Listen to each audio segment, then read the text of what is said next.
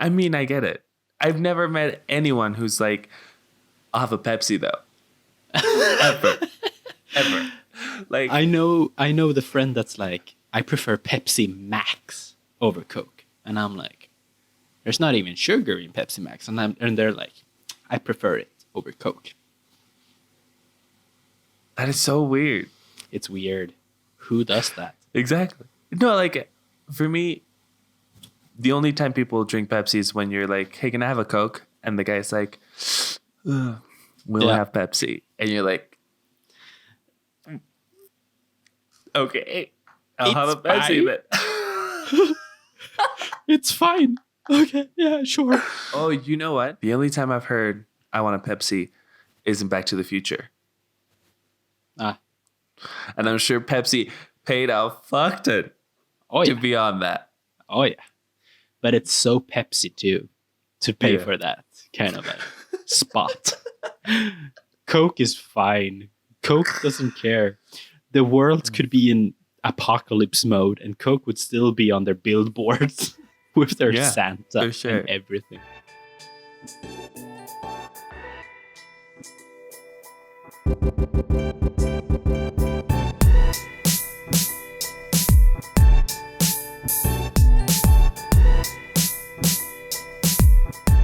Hello, and welcome to another episode of Films and Fika. Yay! Welcome, dear viewer. Whether or not you're listening to us through the interwebs or watching us through the YouTubes, welcome to the podcast with me and Mao. Hello. This, of course, is the podcast where we talk about movies and have a fika. I have a little bit of I just ran down to bring a little bit of a chocolate pastry.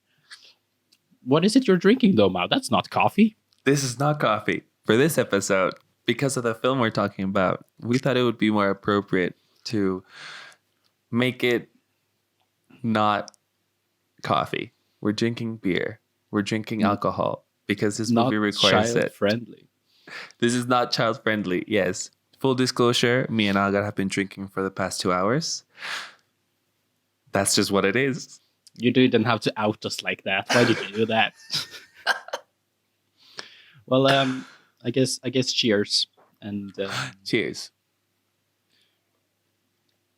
Here's to a good one. As you might have already seen by the title, we're talking about Sharkboy and Lavagirl. There's even a longer title, isn't it? The Adventures. Ahead. The Adventures of Sharkboy and Lavagirl. Oh my. It's a How beautiful. 2005, because that's how it came out of my mouth right now. It's a 2005 movie by Robert Rodriguez. And it was my recommendation, or I put it on the list, rather. I think that we should just get that out of the way. Yes, this was not an active choice. I think it will make some of you happy to know that I was not involved in this. Like, because when I told some people that I was going to watch it, everyone was like, but why though? Like, why? Why are you making an episode out of this? And I guess the reason is so that you guys don't have to watch it. You know, we watch it, so you don't have to. I disagree, but we'll talk more about it later. The thing is, I think as a European, as a Swede, Sharkboy and Lavagirl was never on my radar until some guy in film school was like mentioned it, and I'm like, no, actually, you know what? It's always been on social media and like the interwebs. It's always been there. Sharkboy and Lavagirl. It's like the kids movie that everyone have seen. I have no idea what it's all about. Really? I think it's a very North American thing. Some European will definitely correct me and say that it's not. But we have Spy Kids and everything else. But Sharkboy and Lavagirl, I had never seen until might have been this November or something. What? Yeah. You didn't know this? No. That was the first time I saw it.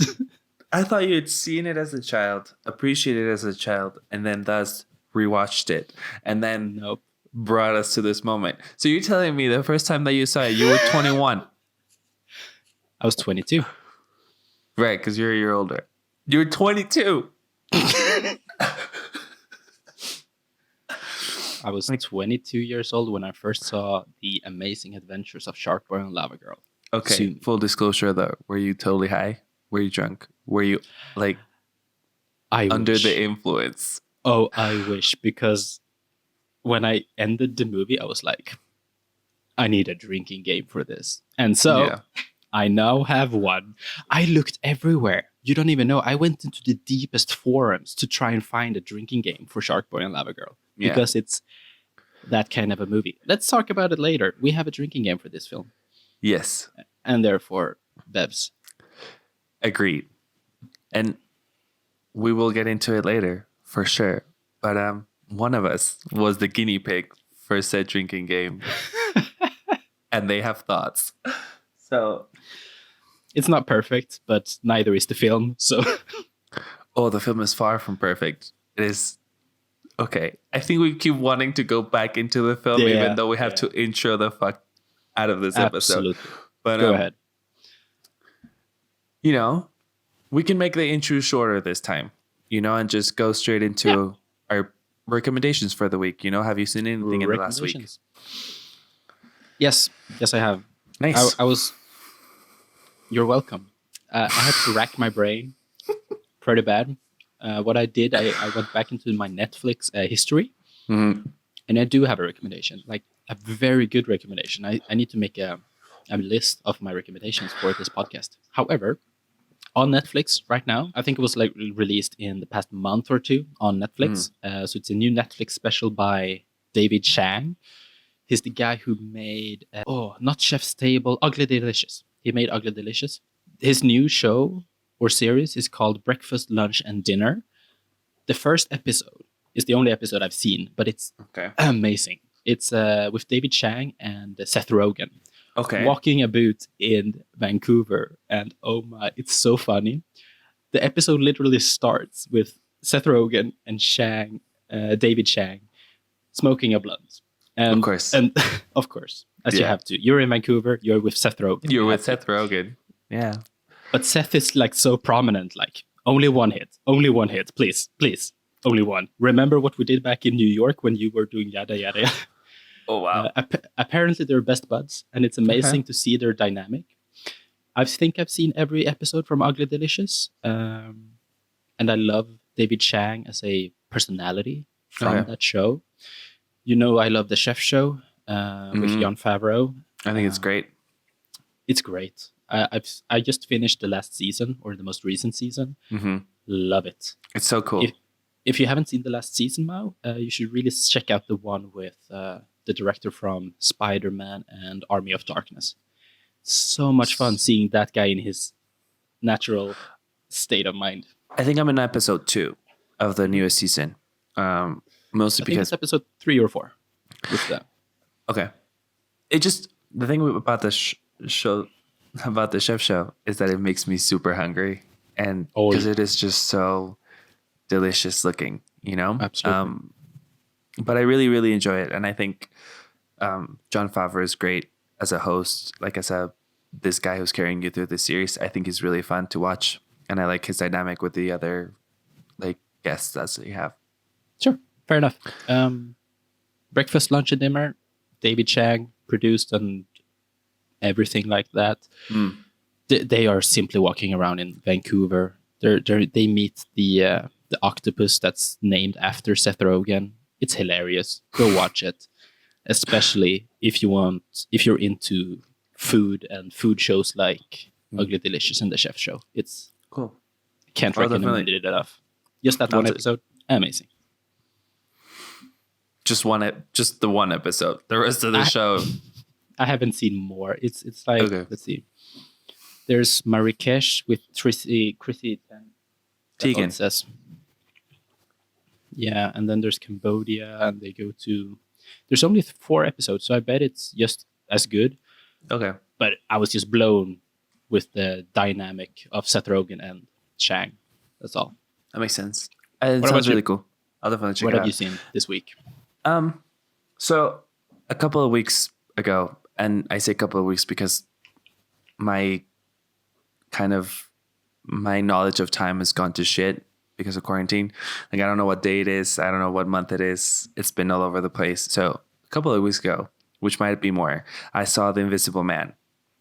like the remake that just came out with Elizabeth Moss. I saw it because I really liked the director's previous movie, and I rewatched this week, and it's my recommendation for this week. His first feature is called Upgrade, and it's a sci-fi movie, and it is really, really well done, and I think it's super cool. It has some really awesome action scenes, and it has some really cool camera movements, and I think people should check it out because it doesn't get as much love as I think it should, because it's a really cool like action sci-fi movie, and people should pay attention to those, especially because it's not like a studio movie. It's not like big budget. It's not Michael Bay shit. It's like really cool action scenes, and he's from Australia or something. And I think I really think people should check it out. So that's my recommendation for this. Wait, The Invisible Man or Upgrade? Upgrade. Both, actually. Here's the thing. If Yeah. you want to watch The Invisible Man right now, you have to pay $20 on iTunes. Fair enough. Yeah. Just to see it once, because you're renting it. Yeah. And a lot of people live alone. So $20 for one movie is a lot of, like, it's a lot of money. It's actually kind of dumb. But if you have a family where $20 gets divided into the 4 of you or the 3 of you watching it, definitely check The Invisible Man out because it's really good. I thought it was really fun. But my recommendation is Upgrade. I think Fair enough. Upgrade is a lot of fun. I still have to see it. I know you've recommended it multiple times. It's just good. It's just really fun. And I think, especially you, because you like originality in terms of like how movies are made, I think you would really appreciate how he approaches camera movement, especially in action scenes. Because action scenes can be so monotone because there's so much action in nowadays theater experiences. So I think when a director approaches action scenes in a different way, like Edgar Wright does, you know, like he syncs it to movie, or he makes a very fast, he syncs it to music, not to a movie, to music, like in Baby Driver or like in Shaun of the Dead. I think it's really cool when a director kind of chooses to think outside of the box of what an action scene has to be. And even Invisible Man, I gotta say, I got it recommended by you like the day after it premiered. And since then, I've got it recommended by 2 other that I value their recommendations or their expertise in films. I think what's really cool about The Invisible Man is that it's a movie that is taking a very old property like The Invisible Man, and completely making it their own. And I think that's key when you're trying to reboot something. It's like, yeah, take the essence of it, which is an Invisible Man. That's it. That's the center of it. And then everything else, make it your own. Make it new. Make it fresh. Make it, current, quote unquote. I think he does a really good job at that. And I think The Invisible Man is a really enjoyable watch. Like a lot of people are having second thoughts after they like sit with the movie for a couple of days, but at least in the moment while you're watching it, you're in it, you're having fun. And I think that talks a lot about who this guy is as a director, and I'm very excited to see what he comes up with next. Fair enough. I just like, for the record, I'm a pussy when it comes to scary movies. Of course, Invisible Man is a little bit more clever or whatever, or so I've been described it as. And it's not necessarily a scary movie. But I definitely need to watch the movie with someone to hold their hand during daylight. That's completely fair. Just for safety reasons. Yeah. And if you survive that, you should watch Hereditary. Like I told you, I know 45,000 times. I think we should watch Hereditary for the podcast. But goddamn, because that movie is scary. Oof. No, I've seen the trailer. That movie actually, Holy. yeah. That movie, it's so good. I really liked it. Boy. I have a friend who liked Midsommar better. They have questionable taste, though, so we don't have to talk about it. I'm really curious of Midsommar because it's my culture. Yeah, of course. Yeah. No, and it was really cool, like being with you in Sweden and like talking about it and all of this stuff, and then getting to watch it. I think it's really interesting, mostly because the idea of a day where there's sunlight for that many hours is mind-boggling to me. It just sounds like he found a really interesting idea and he just made it a whole movie and a scary movie at that. And it looks fucking beautiful. And it's a really like out of this world concept. Fun fact, however, we are looking to go with the family on holiday this summer. We'll see how it turns out with the entire apocalypse scenario that's going on right now. But if we're able to, we'll go up to Norway and go to where up north where there's actually sun 24 hours a day, midnight sun. That's insane. It's insane. I've experienced it once before. It's just one of those surreal things. It is. No, I'm sure. I mean, that happens to us like with daylight savings sometimes, where it's like it's the middle of summer and it's 8 and it's still clear out, and that kind of fucks with your brain. Yeah. But 24 hours, I think I'd go insane. It's kind of freaky. Speaking of fun things and the topic I want to talk to you about, I saw Bloodshot recently. The Vin Diesel movie produced by the same guys of Fast and Furious. Of course. Bloodshot is just as you can expect. I cannot recommend it, but it's amazing. I will say the CGI is very good. Of course, they have the money for it, the budget and everything. Yeah. CGI is pretty good. Other than the last fight, that's kind of where it falls off. But the CGI, whoa. Other than that, I can't give the movie any credit. I mean, it's Vin Diesel. What else do you need? It's like testosterone heavy. He's running around beating guys to death. The cinematography is cool, I guess, for some scenes. But it's Bloodshot. However, I really enjoyed seeing this film. I think I mentioned it to you in a different conversation we had. But I've just been watching things like Parasite and John Malkovich being the past 2 previous episodes that we saw. Yeah. On top of that, I've seen equally heavy and hard to digest movies. I've kind of seen this as a possibility or opportunity to work through my watch list. And on my watch list, there's a lot of movies like Stalker. Stalker is my best example, really. It's just weird, strange art house, hard to digest films.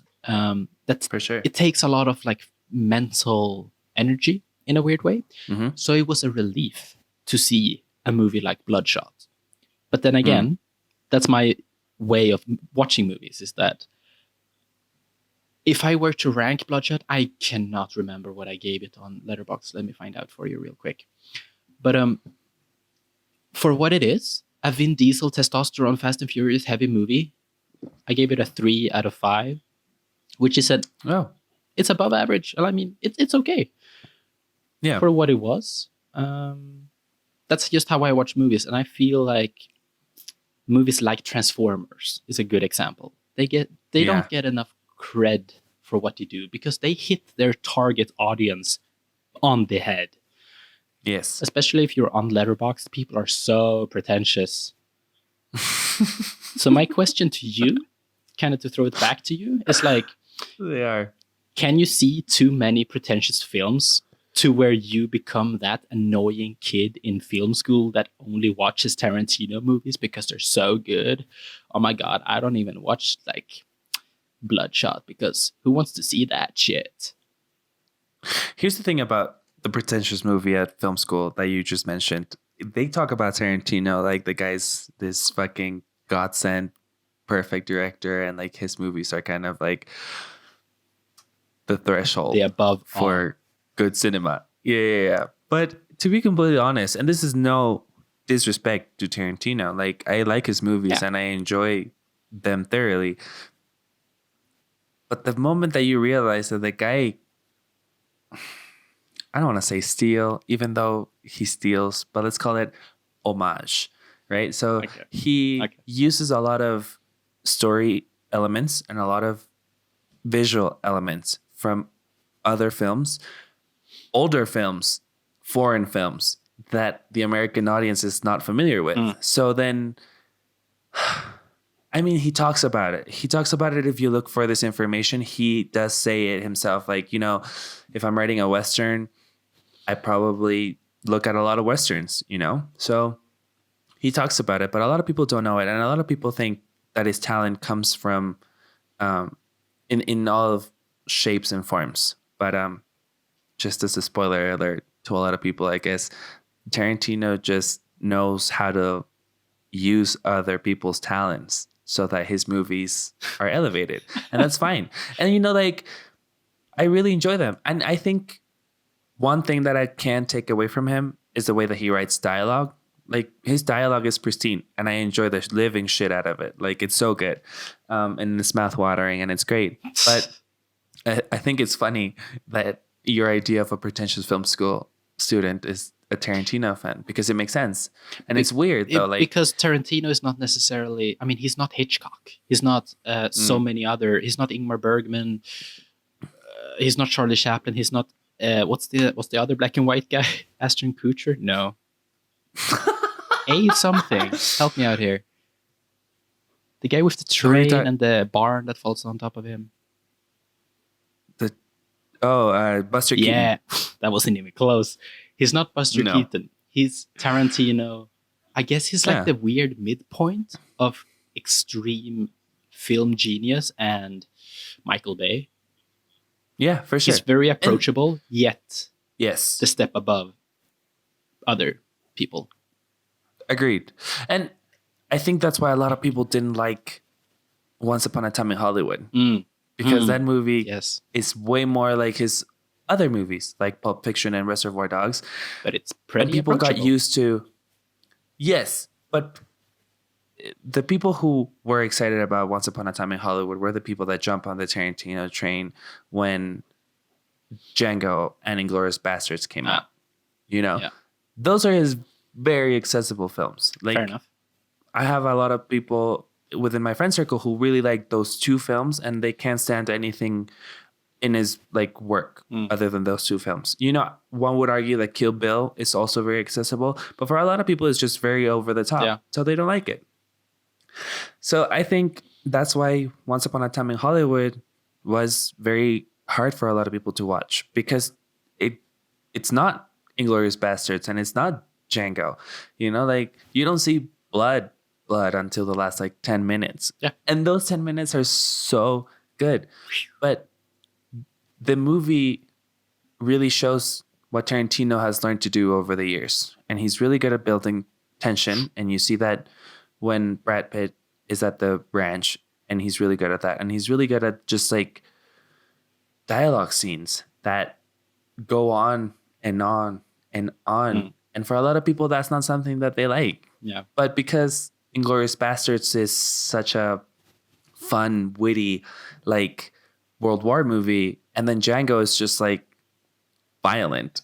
I think that's why people had a hard time with Hollywood, because it had this idea of who Tarantino was, and you know. But in terms of pretentiousness and going back to what you were saying, Algot, I agree.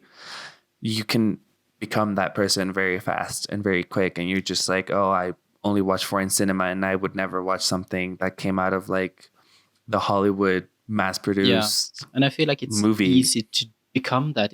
It's not intentional, of course. It's just like, it's only human, I think, that you want to be above everyone else. You want to be special, and it's just easy to watch a Tarantino movie and feel like you now understand cinema, and you're a cinephile, or a self-declared one, at least. Yeah. But it's just so annoying, and I feel like we need to bring in movies like Bloodshot and appreciate them for what they are. Yeah. No, like, to be completely honest, and you know this, and you've said this on the podcast before, like, I watch a lot of type of movies, and realistically speaking, out of the two of us, I do tend to go into the weird, wacky stuff more than you do. But man, like, I appreciate a good just turn off your brain and sit back and watch movie, and I don't mind it. And, you know, like, I really wanted to see Bloodshot because it looked like a lot of fun, you know, and I think there is a line. Yeah. You know, I do think there's a line, because in terms of like Transformers, which you mentioned before, I really like the first one, and I really like the second one. In that, like, the third idea, one is okay. Right? It's okay. I guess The fourth but one, like, whoa. ooh, I tried watching. I think that's the fourth one. The one it's called something. I think the Night. third one is Dark Side of the Moon. Oh, the Night one. Isn't that the fifth one? I don't know, The man. Last Night or something? All I know is I tried to watch that one. Yeah. Like I tried to watch the one with the knights in the title, and it was really bad. And that's the line that I'm talking about. Like the first one, the second one, Shia LaBeouf, Megan Fox. Would it surprise you if I were to say that I've actually had a Transformers marathon? No, but it wouldn't surprise me just because you're that type of person, though. It's so much fun, though. You're just like, whoa, that's just stupid. But the CGI is pretty good, though. Yeah. It is. And like, here's the thing. I don't agree with Michael Bay in a lot of things. I think he is probably a really shitty person from what I hear from his actors. Yeah, and like sure. the people that get to work with him. But he knows how to make action, you know? And like sometimes you just need a movie like that. A couple of months ago, I was looking through Netflix. I didn't want to watch anything heavy. I didn't want to watch a TV show. I was just looking for a movie where I could just watch for 2 hours, for an hour and a half, whatever. And I found Michael Bay's newest Netflix movie. It's called Six Underground. It has Ryan Reynolds in it. It has a lot of action. And I watched it. Is it good? No. Does it have a good story? No. Does it have great action? Yeah. It starts out with like a 10 or 15 minute like car chase through Florence, and it's fucking dope. But you have like, Ryan Reynolds now to complement all of that, don't you? Ryan, here's the thing about Ryan Reynolds, okay? I really, really like him as Deadpool. I think it's one of those cases where an actor was born to play that character, you know, like it was destiny. But I don't know if I appreciate the fact that after he did Deadpool, he's been kind of just playing different versions of Deadpool in different movies. Yeah. But he was amazing in Detective Pikachu. But you're right. Yeah. He's only been playing, but because Deadpool is Ryan Reynolds. I know, and right. And that's why I respect it, you know. But like in this movie, he's like Deadpool. If Deadpool had a fuck ton of money, that's basically it.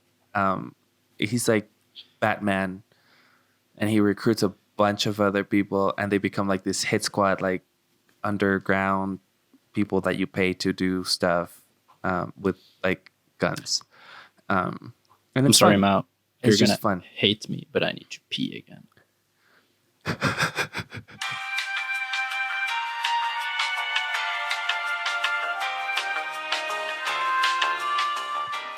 I'm sorry, okay? I know. It's fine. I don't mind. The amount of beer might have been a bad idea. Yeah, that's what I was thinking. The logistics behind it. We didn't think this through. No. You know how fast my metabolism is. Yeah.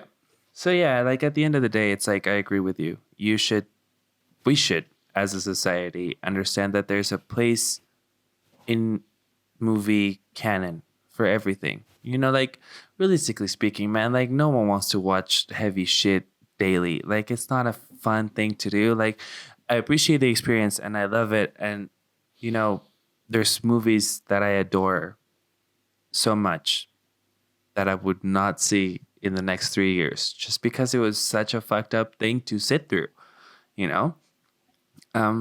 So I think you're right, Algot. I think people should appreciate like lower brow stuff, you know, like that are just there to have fun, like, because fun movies don't necessarily have to be shit movies. Like there's no correlation there, you know. That's my take on it.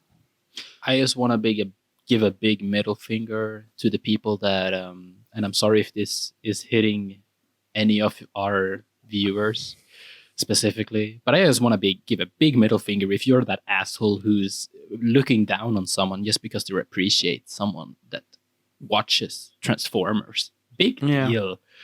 How much better are you because you watch Tarantino every night and day and cry yourself to sleep because you're probably sad and you won't be able to ever get a movie date because you don't want to watch a simple, easily to digest movie. That was rough. That was really rough. But I get your sentiment though, especially because it's like, dude, there's so many movies and there's so many movies for a reason. You know, like sometimes you just need a shitty movie to sit down, have a drinking game, and like go with the flow of it. You know, and we all have guilty pleasures, and even the idea of saying that they're guilty pleasures sounds weird. You know, but like, you're so it's right. true. Like we all have movies that we're ashamed to admit that we really enjoy, but I think we should kind of like just like your movie. Why do you have to be guilty about liking something? Like, I don't see the point. I see it as a great personality trait if you're able to stand up for liking something that might not be widely appreciated. Like, if you enjoy children's movies, then go right the fuck ahead. I'm just tired of cinephiles and Letterboxd people being so pretentious that it's not even funny anymore. Don't hate just because you're. I'm done. I would just. I don't know what I'm talking about anymore. It's fair. We can jump into the movie now. Do you want to talk about the movie now? I know you want to talk about this movie now. I really want to talk about this movie because it's a fucking amazing movie. I love this movie. It's perfect in every shape and way of form that it's created, other than every single aspect of the film that is itself. Yes, man. So I saw this film for the first time as a 22-year-old. I had at this time graduated film school. Yes, I had gone through film history and worked my way through all of these pretentious, important movies that you just have to see. And then I see this. And that you really like. Let's be transparent here, okay? I really like them. You love Citizen Kane, okay? Like, Citizen Kane is beautiful. But I don't want to be a pretentious asshole to only talk about, what's the guy's name? The director of Citizen Kane. Orson Welles? Orson Welles, yes. He's amazing. He's super good. But I also like Mean Girls. Yeah. To them, I see them as equals. Here's Citizen Kane, here's Mean Girls. You cannot compare the two, but they are perfect in their own ways. Okay. Keep going. So you watched this movie, you were 22 years old, you've graduated film school. Sharkboy and Lavagirl for the first time. I turned on the movie and I'm like, whoa. So this movie is really something, huh? It really reminds me of, Spy Kids. It has like that weird early 2000s bad CGI, and you can actually tell that that's a green screen. Holy fuck, they actually used a green screen and not a blue screen. You don't see that every day. And then the movie ends, and I'm like, well, that was a ride. As we mentioned earlier, I wish I was high, but... And then the director rolls up, and it's Robert fucking Rodriguez. Yeah. And I'm like, holy shit. Wait, he made Spy Kids as well. And FYI, Robert Rodriguez has made Spy Kids, he has made Machete, he's made Sin City, which is one of my top favorite movies of all time. What other like adult films has he made? So he did From Dusk Till Dawn, he did Mariachi, he did Machete, he did Grindhouse with Tarantino, he did Alita Battle Angel recently. Oh yeah. And every single Spy Kids film ever. And created. every single Spy Kids movie ever. Yes, so including the fourth one. So I go on to his IMDb. You just had to get that out of there, didn't you? The fourth one. The fucking fourth. It's so bad. Okay, keep going. So I go on to Robert Rodriguez IMDb and I look up where Sharkboy and Spy Kids 1 land. Apparently, or am I right about this? Is it Spy Kids 3 that's made before Sharkboy, or is it the first one? Yeah, so Spy Kids 3 was 2 years before Sharkboy and Lavagirl. Because I saw Spy Kids 3 so many times as a kid. So my only like correlation to Sharkboy and Lavagirl was like, it looks exactly like Spy Kids 3, right? Because it has that bad CGI and those poor like 3D effects where it falls at you. Just because you have 3D glasses, you have to like make a gimmick out of it. Very vibrant colors too. Spy Kids 3 was made before Sharkboy and Lavagirl. And Sharkboy and Lavagirl is 3 times worse in every single way, especially in the technical aspects of CGI, Yes. but also in the script, in the characters, in the acting. Oh my god, the acting, it's so bad. But it's one of those films where it's so bad that it's fucking amazing. I love Sharkboy and Lavagirl. Okay. Unironically. Unironically. All right. Unironically. Damn. It's so good, it's good. Oh, it's so bad, it's good. Fuck. I'll give you my side of the story. So basically, I saw the Spy Kids movies like you did, and then this thing came out. And different from you, when this came out, I was totally aware that it was coming out. So if it came out in 2005, let's say I saw it when I was 7 or 8 years old. Here's what I remember of it. I remember the DVD case came with actual like 3D glasses that you were supposed to use. There were 2 for Sharkboy, there were 2 for Lavagirl.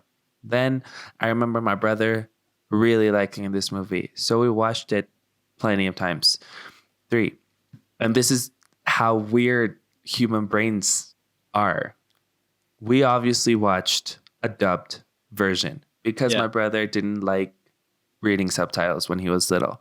And because he was 5, so he probably was like, why would I, like, this is fucked up. So we watched the Spanish version of it, like the Latin American Spanish version of it. And last night, I had to rewatch it for this podcast, and I didn't want to sit through it sober. So I told Algot, based on his comments about wanting a drinking game, I asked him if he had found one, and he sent me the rules for it. And we will link it down below, just because, you know, like, if you actually want to experience this movie as either of us think you should, check this out. Either get really high or just play this drinking game, because I actually had a lot of fun. I watched it with my brother Or watch yesterday. it sober, because that's what I did the first time. And if you're just as whack as I am, you will enjoy it because it's a perfect movie. So Sorry. I am sat there. We're watching this movie. I'm getting tipsy, and I noticed that a lot of the dialogues I remember in Spanish, and the way that they say it, the way that it sounds, is so ingrained in my brain, and I can't get over it. Like, I can't get over it. Like, I actually remember the dialogues. I remember the song, which, by the way, fuck that song. I don't know if you've seen this movie before, but there's a song. It's about dreams. Taylor Lautner sings it, and Wait, that's Taylor Lautner? yeah, No way. that's Jacob From Twilight. Yeah. 3 years before he made Twilight, by the way, which is insane. Talk about glowing up. Yeah. Shit. Okay, go on. Whoa. I love blowing your mind when it comes to actors being in different movies than what you imagine. You know how bad I'm at names, but and actors for that. But like, that's Taylor Lautner Yeah. playing Sharkboy. Yes. Puberty, man. Wow. All right. So talking about the drinking game, right? So on a second watch yesterday, I made a drinking game, Yeah. and as we've said, Mao was our test subject. Mao and his brother, actually. So I myself have no idea how stupid this game is. From what I've heard already, it's pretty stupid. It was fucked. It goes something like this. Drink when Sharkboy is said. Drink when Mr. Electric or Electric Dad. Is that Electricidad is called. by name. Drink when someone says that Mac's dad's ideas of being a writer is stupid or something like that. Yeah. I'm thinking of changing that into like the parents simply make an appearance. But that would mean That's you would fair. drink more. You would drink more. Maybe you could It's like change one it to- time more. It's like one time. You could like change it into his parents fighting, which is less than the amount of times that they actually show through the movie, but more than the amount of times that they say his dad should get a real job. Yeah. Drink when there's a bad pun, and there's a lot of them. Mhm. The train of thought and the stream of consciousness, those count. Mhm. FYI. Drink when something well, I don't know how to really put this, but drink when something made for 3D glasses wearers happens. Because, I watched it on Netflix and it's in 2D, obviously. Yeah. But the Spy Kids suffer from this too. There's so many effects that are just made for 3D. There's even some in Avatar, I bet. Not really. And that's one of the things that I want to talk about later on about how 3D is used in the movie. Drink when Lavagirl uses her powers, and then there's 3 of them where you can take a shot. It's the one time when Linus says, "I did not. Mr. Electric sent him to the principal's office and had him expelled." If you spend any time on Reddit or anything, you will know that scene because it's like a meme on its own. Oh. As well as Mr. Electric being revealed. Take a shot when that happens because he's a big ball of electricity. Yeah. And then take a shot when Minus is revealed. I don't think that's a spoiler. So that's my drinking game. Mao, how did it go? I got fucking drunk. Oh, really? So it's good then. I got tipsy. I worked my way through 2 beers and a huge gin and tonic. So. Well, that's not that bad then. You made it sound way worse. Here's what's bad about it. Okay, it's not about the amount that you're drinking; it's how often you're drinking. So your brain registers to you just drinking.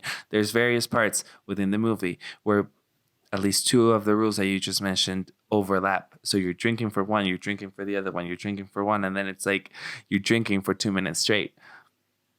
So. That's the big thing about it, especially at the end and at the beginning. There's 2 specific moments, the origin story and the final boss battle. You just waterfall your drink, and it's insane because you're just there watching a kids movie, getting fucked up. Kind of makes you reassess your life choices, but it is what it is. That's part of it, I'd say. But yeah. So if there would be any of these rules that you would change and how, what would that be? I don't think I would change them. I think they kind of hit the mark. I think it keeps it interesting, you're just drinking. And just to be clear, you didn't do the shots. No, we didn't do the shots. I think that would really nail it then. I think it would. And oh my God, I'm so glad. Here's my addition to your thing. You could do a shot the first time that they call Max the daydreamer, because honestly, I thought that was fucking hilarious. When is that? In the classroom? No. They're already in the dream and everything because he's Minus.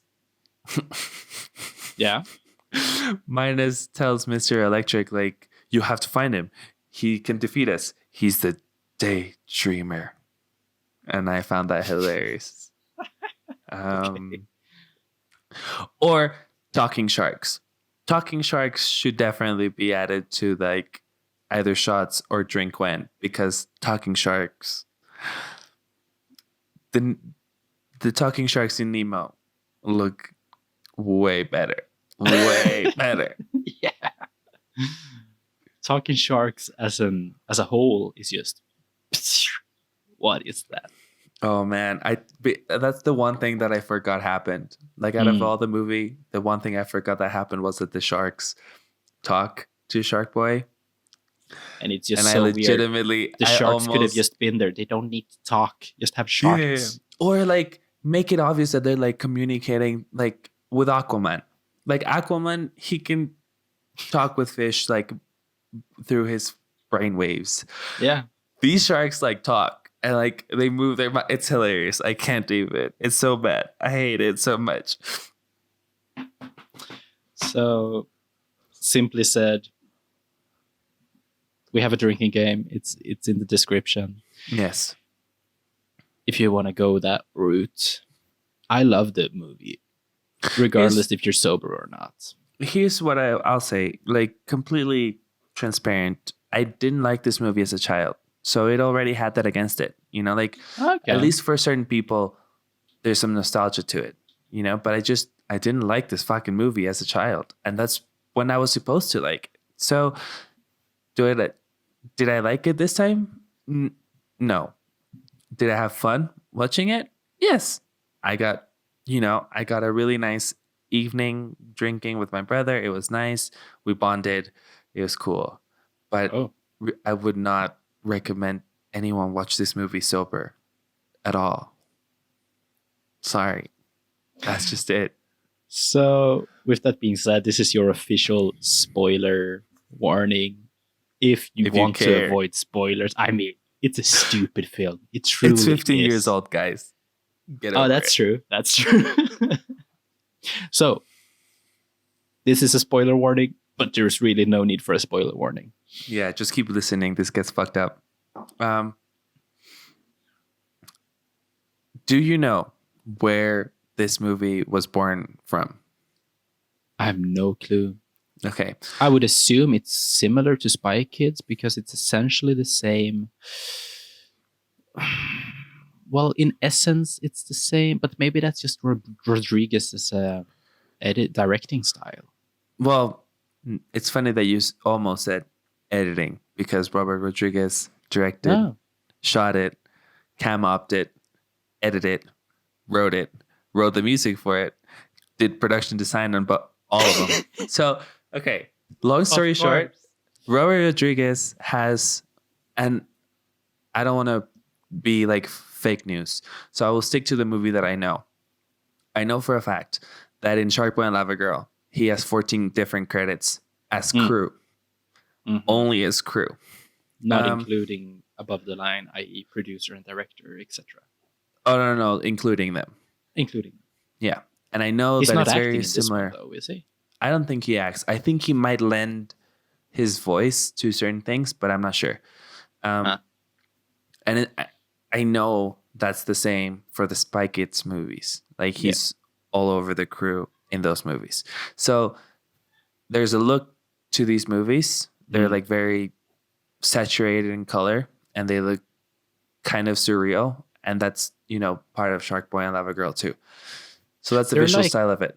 They're like Tim Burton if he would have done VFX.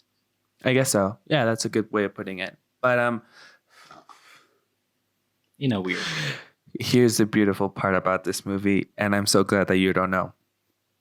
The story and most of the ideas and most of the scenes for this movie come from actual dreams of Robert Rodriguez's 7-year-old son. Oh, from his son? Yeah. Okay. Yeah. Okay. So I will say this. Also, the kid gets like story credit. So it's written by Robert Rodriguez and someone else, but the story is by his son.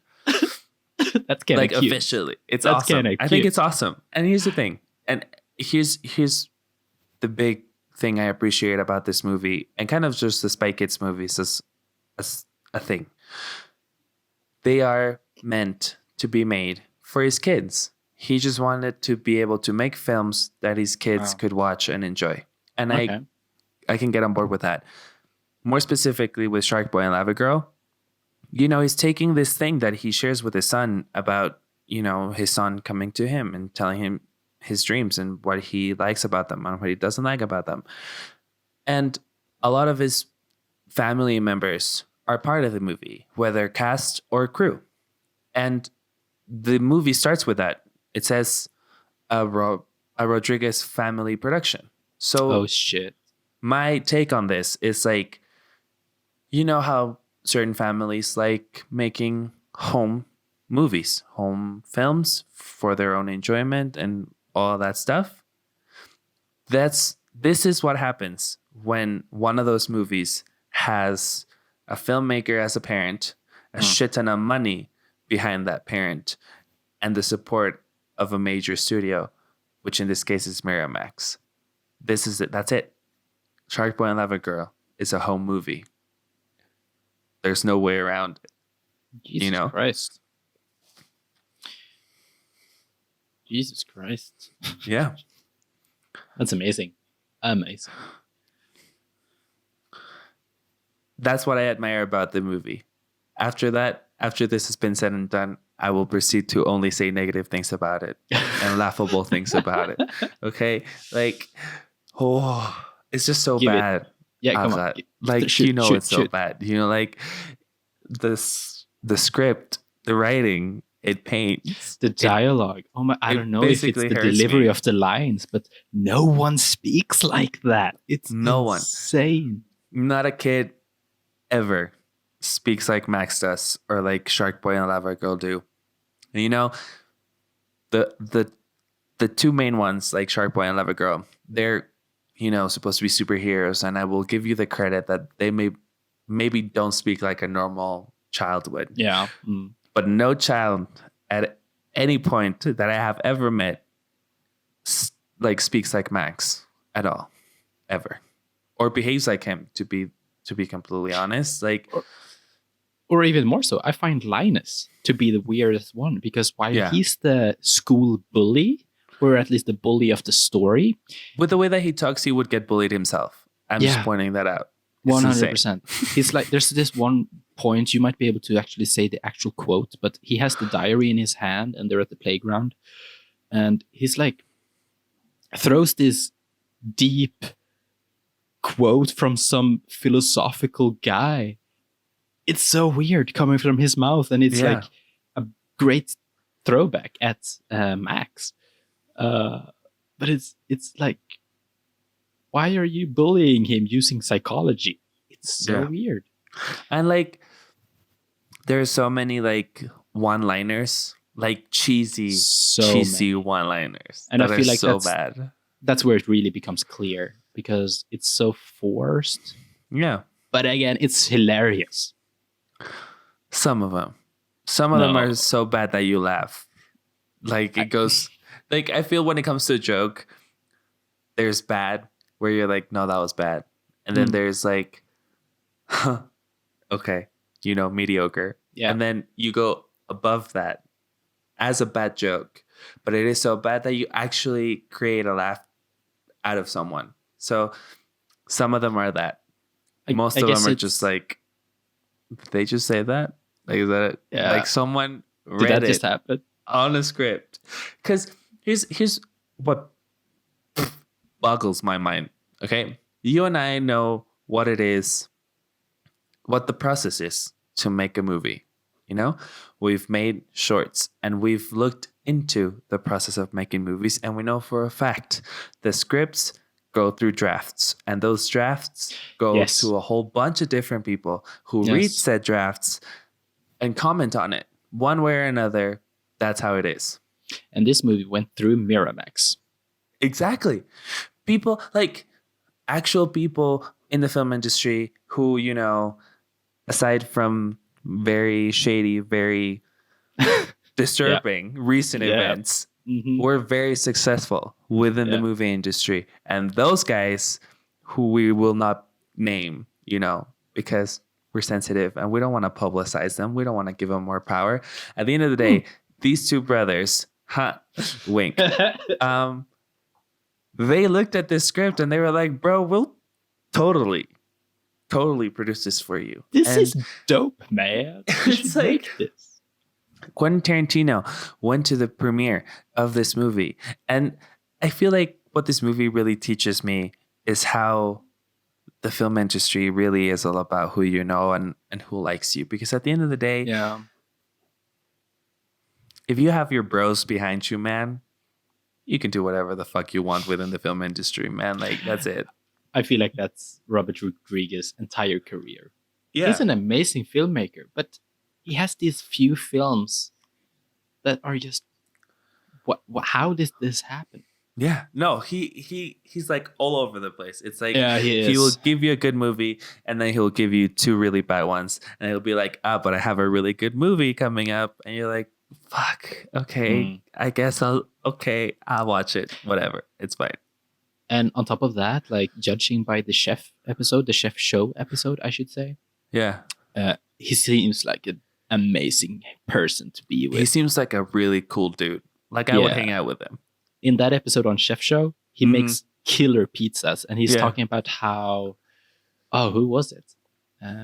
There's this one famous actor who he would just keep feeding pizzas to, and he would eat them like a pizza after pizza after Mhm. pizza. Mhm. And he makes his own chocolate. Like the chocolate in Alita Battle Angel. Yeah. It's made by fucking Rodriguez. Of course, that might not be surprising because he's the set director on every Spy Kids movie. Yeah. But it's really tasty chocolate. He has like spent half of his year perfecting chocolate and the chocolate making. You know, I like here's what I find really commendable about Robert Rodriguez is that he manages to find ways to convince all of these actors, like adult actors, to be part of his movies. You know, it was Antonio Banderas. And we recently found out before we were rolling that George Clooney is in Spy Kids as well. And Sylvester Stallone. And like all these like respectable actors. But here's my biggest thing with this movie. In Spy Kids, you could see that the adult actors were having fun and that they were like maybe not giving their best, but they were trying. Yeah. In this movie, no one's fucking trying. Everyone is so bad. All these actors are so bad.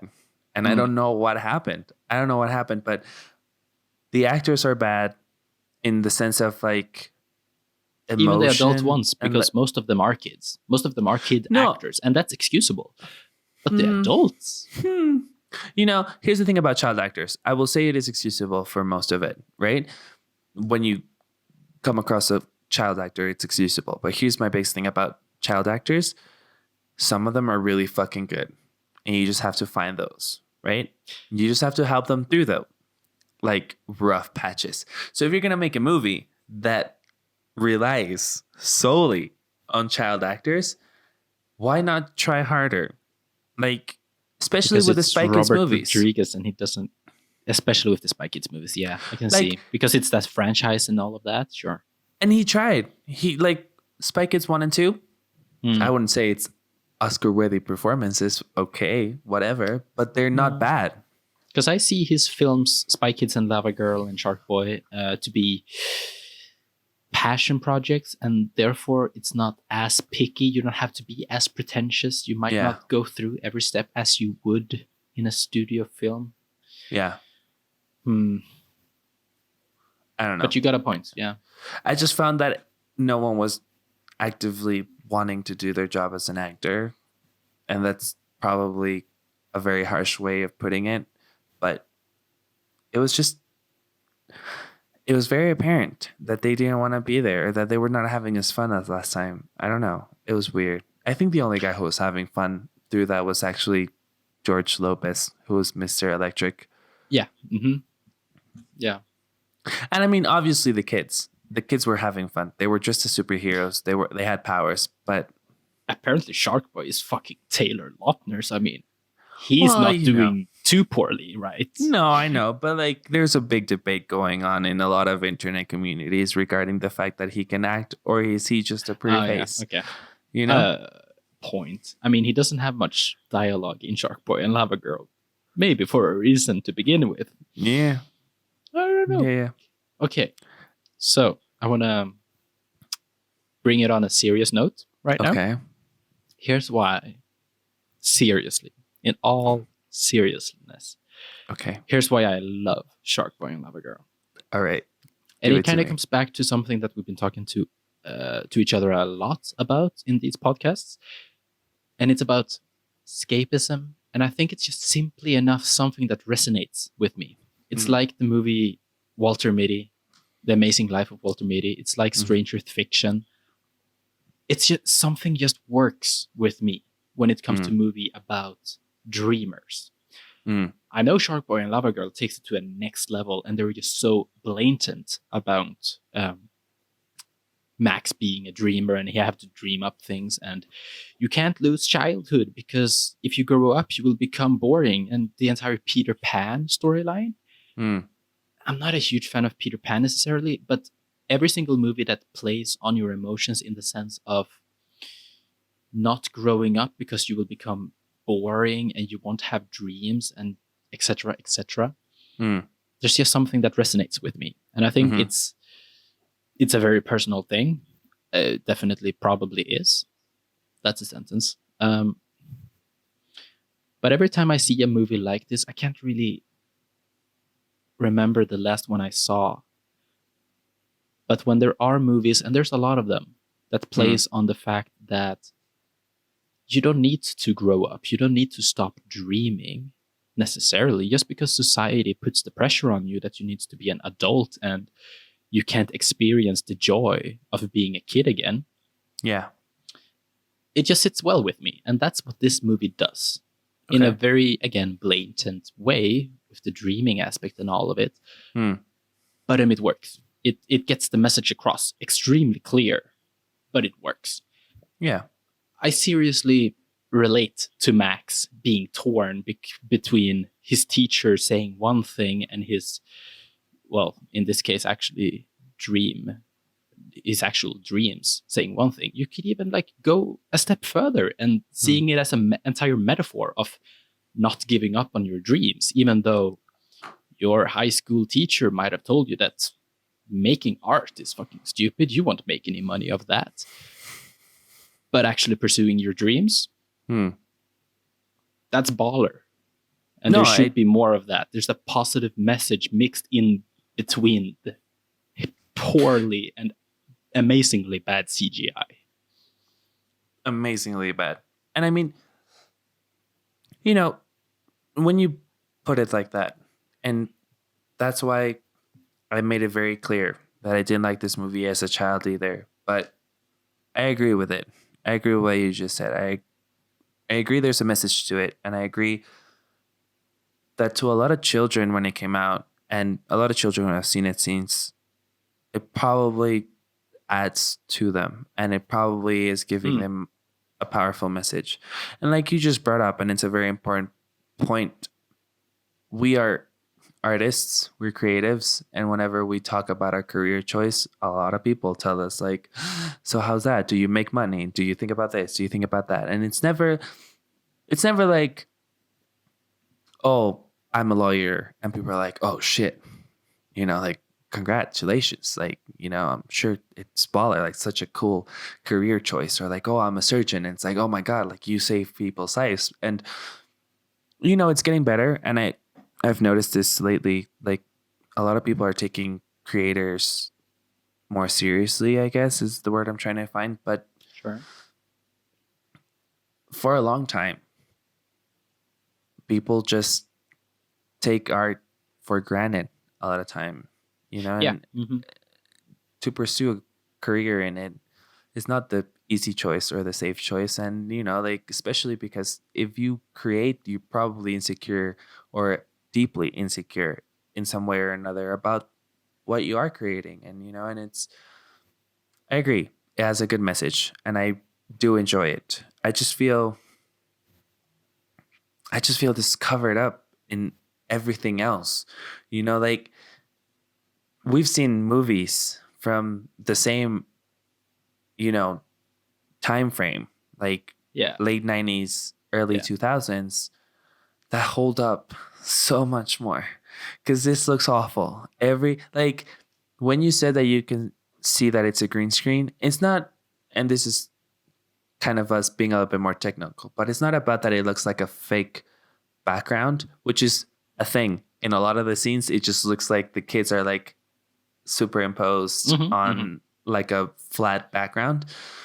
It goes further than that. It goes into like things like the actors, when they're shooting their close-ups, you can see the green, like, you can see reflection. Green bleed. Yes. Yeah, you can see the reflection of the green screen, because when you shine a light on the green screen, you run, like if you don't do it properly and if you don't do the effect properly afterwards, you will see some of that bleed, like some of the green from the green screen bleed into the skin of the actors.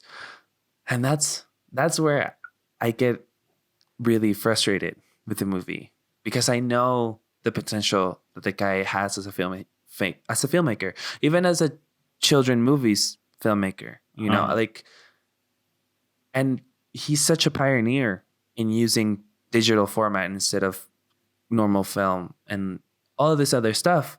So it's just frustrating. It's just frustrating to see that something that he says meant so much to him because of the connection that he has with the son. Yeah.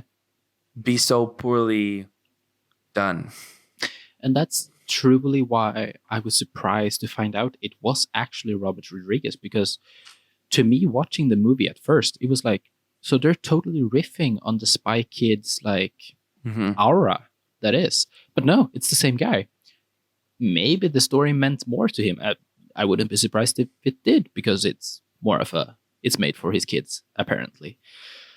So it was weird to see that Spy Kids 3 came out before, since it has better CGI. It looks way better. Objectively, it has aged better. I haven't seen the entire movie recently, but it must have aged better. It's still bad, and you can also see the superimposing aspect, but the green screen is probably lit slightly better.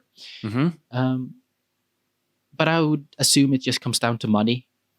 Realistically, Spy Kids is a franchise. At the third movie, they must have a pretty decent budget. Of course, these have a pretty decent budget. Supergirl and Lava Boy. That's not the title. That's not the title. It has a decent budget. I mean, they're able to pull off this many CGI 1,000 shots. 1,000 shots? That's a 1,000 shots of CGI. Yeah. This is the beginning of the 2000s. It's a very daring movie to have the majority of the film being CGI. Yes.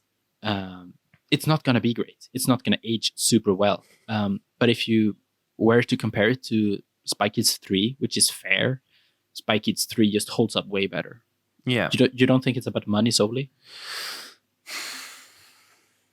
I don't know. See, we've spoken about bad CGI before, and we've agreed that when there's a bad CGI element inside of a film, it's mostly because they didn't have the time or the money or either of them. In this case, I find it hard to believe that that's the case, because they had 11 different studios, like VFX houses. They had 11 different VFX houses working on the 1,000 shots, which, like you said, it's very ambitious. Here's what I think about this movie. He was doing this movie right around the same time that he was making Sin City. And I don't know how the breakdown of Sin City credit, like how many roles he had within the Sin City movie. But it honestly just feels like he had a lot on his plate, and he couldn't, because he's VFX supervisor on this. Okay. So I can totally see him being overwhelmed. Oh, for sure. At how much he had to do. And don't get me wrong, I'm not saying like poor bastard. Like he brings this on himself. Like he wants to edit his movies. He wants to shoot them. He wants to be the VFX supervisor. He's one of those like workhorses. He does a lot of projects. Yeah, and it's fine. But there's a point where even the best of workhorses need a break and need to focus on one thing. And that's, I think, the biggest issue with this movie, is that he just had a bigger movie that maybe he gave more importance because he wanted to or because of a contract, but he just clearly gave most of his time to Sin City, which is completely fine. Sin City is a fucking great movie. But love it. I think what happens is you have a person who's, it's like that meme of the guy who can't say no. And so he has like 100 different things going on at the same time, and he can't say no, and he can say no, and he keeps saying yes to everything, and he doesn't have enough time for that. So then at the end, he doesn't do anything right. And I think that's the biggest thing about this movie, is that he just had a lot on his plate. Talking about the movie itself, and more than like not necessarily about the filmmaker or the actors or anything else other than the movie, I was looking at the reactions of people when it came out, and pretty much they were the same with Spy Kids 3, and that is that it feels gimmicky. And I think it's a good segue into, it kind of comes from what you said about your drinking game, right? Like a big part of the game is that there's a lot of scenes where things are supposed to come out of the screen simply because they can. Like they make no logical sense. They're just there. Like, Jesus fuck. They get captured by Mr. Electric, and then they get dropped into they're on their way to the graveyard of dreams. And so they get dropped into this like conveyor belt, and out of nowhere, this like cuckoo clock comes flying out of the screen. Yep. And it makes no sense. It has no reason to be. It's never addressed. It happens twice in the movie. And so I feel it came out right about the time when 3D glasses was the new big thing. And I think the movie itself had a lot to do with why movie glasses, like the carton, like red and blue, the red and whatever. blue one. Yeah, they suck. Yeah, they suck. But I think the Spy Kids movies and like Spy Kids 3 and Lava Girl and Sharkboy, they're a big part about why kids like those glasses and why they like 3D film and why they became a thing. Like, I think these two movies, shitty as they are, they had an impact on us as children, and we really liked 3D, and we thought 3D was fucking awesome. And you know, like, of course, it feels gimmicky to an adult who's like, why is that a thing? Why do I care? But to a child, like, it blows your mind, man. Like, this thing is coming out of your screen. Like, what? It's cool, you know? And like, for as much as I want to shit on the movie and everything about it, I can understand why he made them, and I can understand why they mean a lot to a lot of people. And I think it comes down to what you and I were talking about pretentious film and shit film and fun film and the different types of films. It's like, you gotta have a little bit fun. You gotta, you know, and like he kind of did. And I'm sure this was a nice break from the heavy filming process of Sin City, because it's not an easy film. It's a pretty heavy film as well. So I'm sure like this was a nice breath of fresh air for him and his children. And, you know, I can't hate on that, because you're making movies. Don't take yourself too seriously. Like, have fun with it. You have one of the best jobs in the world. So you might as well use it to explore every side of what you want to do. Mm-hmm. It's really, really sweet if what you say is true, that he made these movies, including Spy Kids, for his kids, for them to watch something. Like, I can respect the motherfucking living fuck out of that. Yeah, I agree. That's an amazing reason to make a film. And sure, you need to throw in some 3D elements. I think Robert has something, has like a, he really wanted 3D to happen, maybe. Considering I think how so much. too. There's a very few films that try as hard as Spy Kids 3D, and so, but they're very cheap, so of course they didn't work out. But well, the thing is, like, he's always been a huge advocate for digital and for the future of filmmaking and for all these look at technologies. Alita exactly, is beautiful, dude. Alita's insane at how good it looks and how the 3D works in it. It's really good. It's not Avatar good, because realistically speaking, Avatar is the only 3D film that exists. Like, James Cameron, you know, he worked on that film really, really hard. So it makes sense. So don't you think that if Sharkboy and Lavagirl would have been made in today, wouldn't it have been more tasteful in your eyes? If you could just look past the bad VFX, isn't it the most amazing movie in existence? No, it has a shit script. It has shit writing. It has really bad acting. Yes. Like, yes, it does. The camera is boring because they have to work with 3D elements. And I'm sure at the time they couldn't have like crazy camera moves and 3D and be cheap. So the camera is boring. The music is basically the Spy Kids music, but it's not that cool. Because the Spy Kids, the Spy Kids movie music is cool. It's like this, like guitar, like I don't know. But I think it's cool. But this one's not that great. Soundtrack. Dreams. I fucking hate that. Okay, here's the thing about that song and the whole like dream. It goes on for way too long. It's repetitive at the beginning of it. Yeah, and then it goes into this whole like breakdance, hip, early 2000s. I don't know. It's so bad. It's supposed to be a lullaby. It's bad.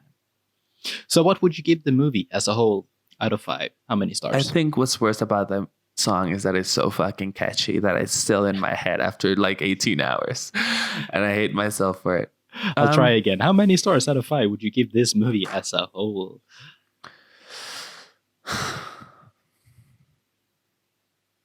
Do you know, talking about everything that we've spoken about, I'll bump it up to a 2. Woo! Succeed. Because it was like, I think I had it like a 0.5 or like a 1. But I'll give it a 2, you know? Thank you. Nice message and nice Beautiful. filmmaking story behind it. I'll give it a 2. But Nice. it deserves no more than that. How about you? Well, I mean, you're used to my bullshit. You know Yes. that I have a tendency to rank movies for what they are and not what the general audience sees it as. So I'll give it a 4.5. A 4.5? I love this film. It's so you gave bad. the same. You gave Parasite a lower score. You gave Parasite a 4. Yes. Parasite is one of the best movies of the decade. Of that year, maybe. Of the decade. Okay? Of the decade. Period. Sharkboy and Lavagirl knows what it is, and it's not trying to be anything else.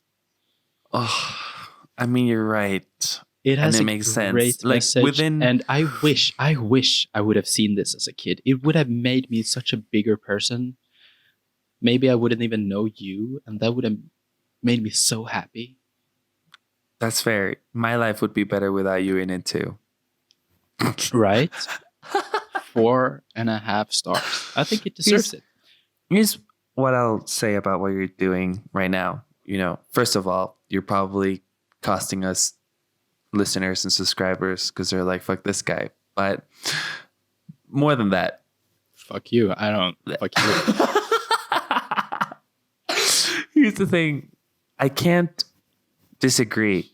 I can't say that it doesn't make sense because I know you and I know your tastes. And realistically speaking, for a children's movie and for something that is strictly aimed at children or on average 7 years old, it's probably a great fucking movie. My brother really liked it when he was young. Mhm. And, you know, that's completely fair. And I respect your travesty of a rating, but I respect it. I.e., for what it is, in every purpose that it has, it's great. It's great. Yeah. And it's escapistic. That's all I need in a movie. And, Yeah. you know, it cares about being better, not growing up. Is there a better message in a film? I don't think so. I love it. It's a great film. It's a great message. Sorry. So, I think that pretty much wraps up this podcast. We didn't speak much about the movie, did we? No. Well, there's really not a lot to talk about There's really the not. movie itself. There's talking sharks. There is there's talking sharks. That's all you need in a film. That's all you need in a film. Talking Shit. sharks. Talking sharks. Yeah. There's Take shitty notes. puns. There's Take notes. awful VFX. There's David Lautner making a musical number for some reason. yeah. I can't recommend it enough. Please. You have Mao's signature. Do the drinking game if Do you the don't believe drinking it. game. And The the drinking movie is game going is to be fun. 10 times That's as pretty much it. better. And it's going to be an average movie, but it's going to be 10 times better doing the Yeah. drinking game. Agreed. And with that, and all of our opinions behind it, this cup of coffee is over. Or Coffee? this bottle of beer, this glass of beer. The torture, I would say, is now completed. I have paid my dues. Oh, Jesus. After this episode, guys, it's all going to be pretentious, artsy, independent film. Yes, please. Yeah, no, but it was fun. And I appreciate you making me watch this again. At least you're not mad at me for forcing you to watch it. No, not at all. That's a win in my book. Yeah, so you can outro us now. All right, will do, sir. You will find the drinking game in the description below. Whether or not you're watching us on Spotify, Google Podcast, Apple Podcast, or maybe even YouTube, whatever it might be, make sure to click that button, subscribe, and or follow, whatever it might be. And we will see you next Thursday when we release another episode. Yeah. It's important to say we're not having an episode next week. We're taking a break. We don't really like each other that much. So we need a break from our faces. Quarantine life is great that we're able to watch more movies, but it's not really a break. It's just back to the original schedule, as we said. That is true. Yeah. Every 2 weeks. We'll be here every other Thursday instead of every Thursday. Every other Thursday. We'll see. Maybe we'll get the hang of it and do another double episode. It's always fun. It's nice. It's nice indeed. Okay. Sharkboy and Lavagirl out. Bye.